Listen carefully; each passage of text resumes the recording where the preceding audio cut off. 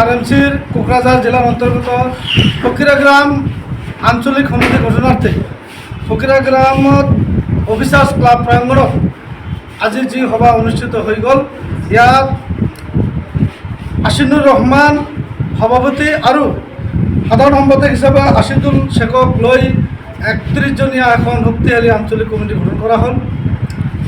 আৰু এইখন কমিটিৰ দ্বাৰাই এই অঞ্চলত থকা আমাৰ ধৰ্মীয় সংখ্যালঘু ৰাইজৰ যি সমস্যা, যি আৰ্থসামাজিক ৰাজনৈতিক শৈক্ষিক বিভিন্ন দিশত উন্নয়নৰ পৰা আৰম্ভ কৰি বিভিন্ন সমস্যাৰ আজি লোকে কাম কৰি যাবলৈ আজি এইখন কমিটি গঠন কৰি দিয়া হ'ল। আশা কৰিম এই কমিটিৰ জৰিয়তে এই অত্ৰ অঞ্চলৰ সংখ্যালঘু ৰাইজৰ হিতে তেওঁলোকে কাম কৰি যাব। আৰু এই চেগতে আমি আৰু এটা কথা ক'বলৈ বিচাৰিছোঁ। ইতিমধ্যে গোটেই অসমত যি ডি ভোটাৰ তথা অবৈধ বাংলাদেশীৰ নামত স্বদেশীক বিশেষকৈ ধৰ্মীয় সংখ্যালঘু ৰাইজক টাৰ্গেট কৰি পেলাই যি হাৰাশাস্তি কৰি আছে, ইয়াক আমি পূৰ্বেতো ধিক্কাৰ জনাইছোঁ। ইয়াৰ বিৰুদ্ধে আমি বিভিন্ন ধৰণৰ গণতান্ত্ৰিক আন্দোলন আমি ইতিমধ্যে কৰি আহিছোঁ, প্ৰতিবাদ আমি কৰি আহিছোঁ।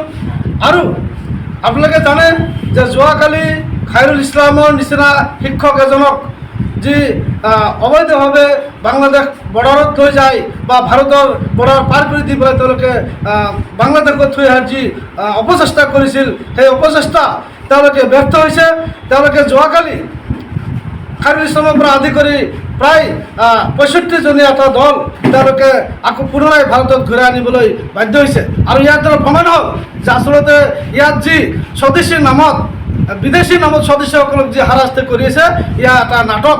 গতিকে এই নাটক বন্ধ কৰিবলৈ আমি আজি এইখন মঞ্চৰ পৰা আমি আকৌ পুনৰাই চৰকাৰক আমি অনুৰোধ আহ্বান জনাইছোঁ।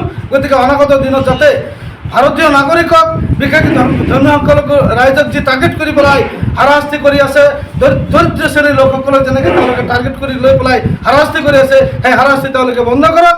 ডি ভোটাৰ নামত তেওঁলোকে যি সমস্যা তেওঁলোকে উপস্থাপন কৰিছে গোটেই অসমত, সেই সমস্যা তেওঁলোকে বন্ধ কৰক।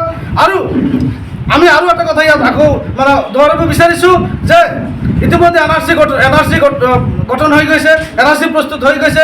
সেই এনআৰচি তেওঁলোকে বন্ধ কৰি থৈ পেলাই তেওঁলোকে এনআৰচিখন গোপন কৰি থৈ পেলাই আজি যি আকৌ মুছলমান সম্প্ৰদায়ৰ লোকসকলক নাগৰিকৰ নামত তেওঁলোকে যি অন্যায় অত্যাচাৰ কৰি আছে, সেয়া কিন্তু কেতিয়াও সহ্যৰ সীমা পাৰ হৈ গৈছে।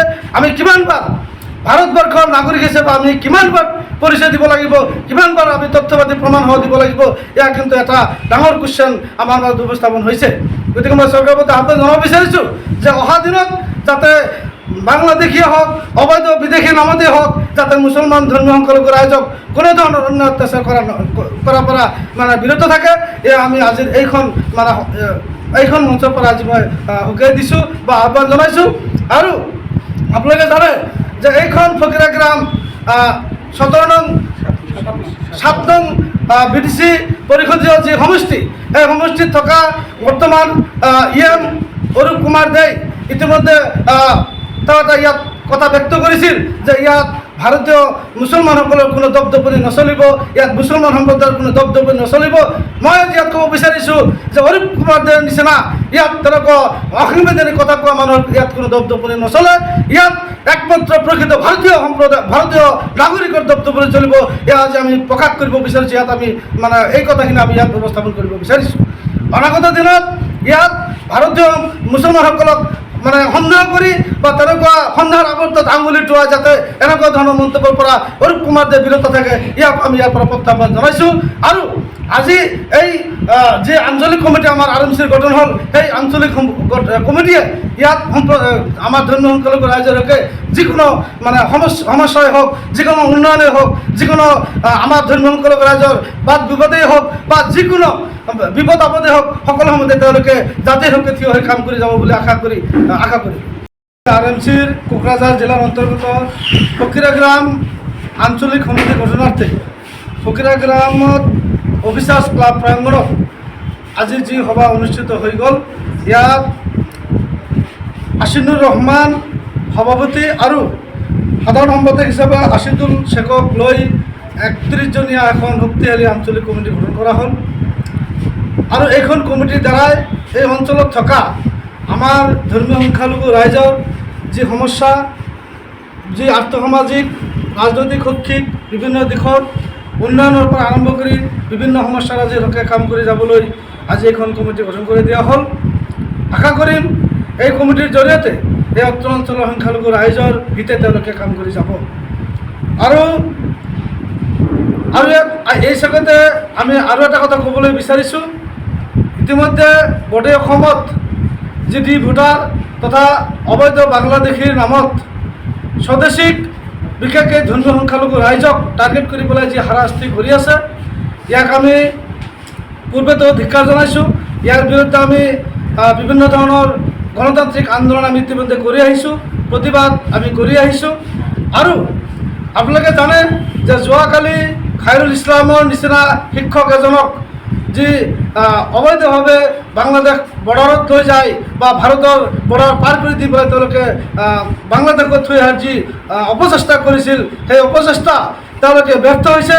তেওঁলোকে যোৱাকালি খাইৰুল ইছলামৰ পৰা আদি কৰি প্ৰায় 65জনীয়া এটা দল তেওঁলোকে আকৌ পুনৰাই ভাৰতত ঘূৰাই আনিবলৈ বাধ্য হৈছে। আৰু ইয়াৰ দ্বাৰা প্ৰমাণ হ'ল যে আচলতে ইয়াত যি স্বদেশীৰ নামত বিদেশীৰ নামত স্বদেশীসকলক যি হাৰাশাস্তি কৰি আছে, ইয়াৰ এটা নাটক।